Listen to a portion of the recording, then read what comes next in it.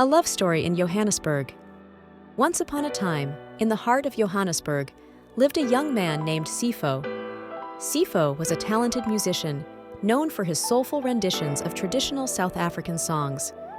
Across the city, in the vibrant neighborhood of Mabanang, worked a beautiful woman named Lerato, who ran a popular art gallery.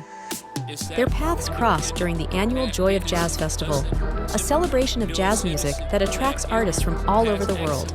Siphos was captivated by Lerato's passion for art and her dedication to promoting local artists. Lerato, in turn, was drawn to Siphos' musical talent and his love for South African culture. In the days that followed, Siphos would often visit the art gallery, not for the art, but for the chance to see Lerato. They would talk about their dreams and shared love for their city, and soon, they fell in love. Their connection deepens as they explore their dreams and passions together. However, as per South African tradition, Siphos had to prove his commitment to Lerato.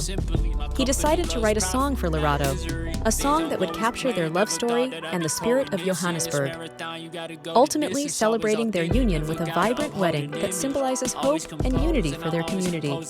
After days of hard work, Siphos finally finished the song. He performed it at the next Joy of Jazz Festival, dedicating it to Lerato. The song was a hit, and the crowd cheered as Siphos declared his love for Lerato. Impressed by Siphos' dedication and his respect for their traditions, Lerato's family gave their blessings. The city celebrated their union with a grand wedding, filled with traditional South African music, dance, and food. Their love story became a symbol of hope and unity for the people of Johannesburg.